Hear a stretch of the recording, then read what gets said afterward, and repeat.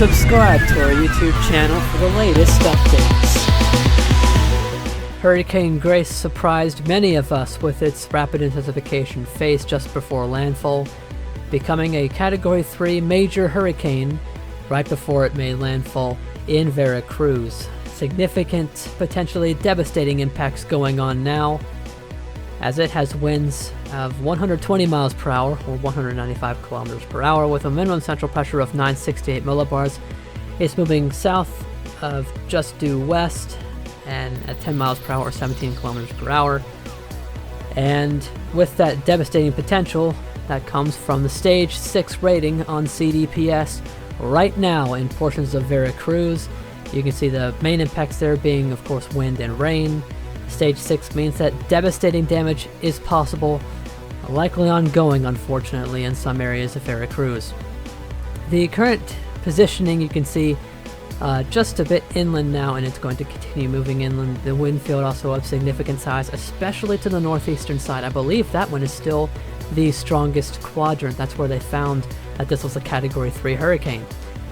The distances, it is 12 miles or 19 kilometers from Poza Rica, 100 miles or 161 kilometers from Pachuca, sorry if I mess up any of these names, 121 miles or 195 kilometers from Puebla, 144 miles or 232 kilometers from Mexico City, and 177 miles or 285 kilometers from Toluca.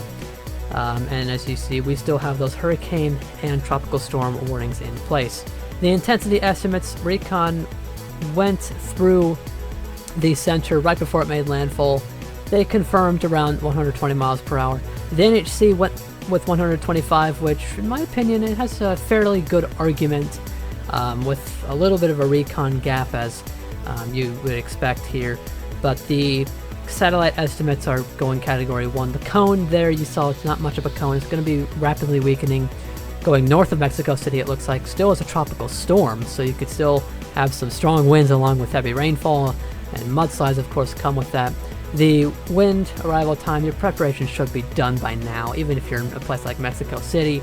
Hurricane probabilities, they'll be going down from here on out, as of course this system is weakening. The position where it is along with sea surface temperatures, it's leaving behind 30 degrees Celsius, mostly 30 degrees Celsius waters there. And as it comes to the eastern Pacific, it could reform as it would be in generally 28 to 29 degrees Celsius waters. But as it tracks further west, west-northwest I'd say, it's going to be seeing a decrease in the sea surface temperatures, which is why you can see, especially on the H-Wharf there, it doesn't last too long, it doesn't get too strong. This is not likely to be a major hurricane or a hurricane in the eastern Pacific. We're likely to see a weak tropical storm peak in the eastern Pacific. As you can see there on the models, rapid weakening as it moves through Mexico, strengthening to a tropical storm in the eastern Pacific. Wind shear is going to be on the decrease, but you can see there sea surface temperatures are going to be the main issue as it reaches the 24th and 25th. It's going to be going below that 26 degree isotherm. And the mid-level relative humidity, it's going to remain pretty favorable for Grace, but the sea surface temperatures, those are not going to allow it to become a hurricane in the eastern Pacific. The satellite imagery right now is quite incredible looking. It's managed to wrap those minus 70s around the eye. It's tried to clear out that eye several times before landfall, and even right now it seems to be trying to clear out that eye. But an incredible, potentially devastating hurricane that is moving its way into Veracruz. Stay safe tonight if you're in path of major Hurricane Grace.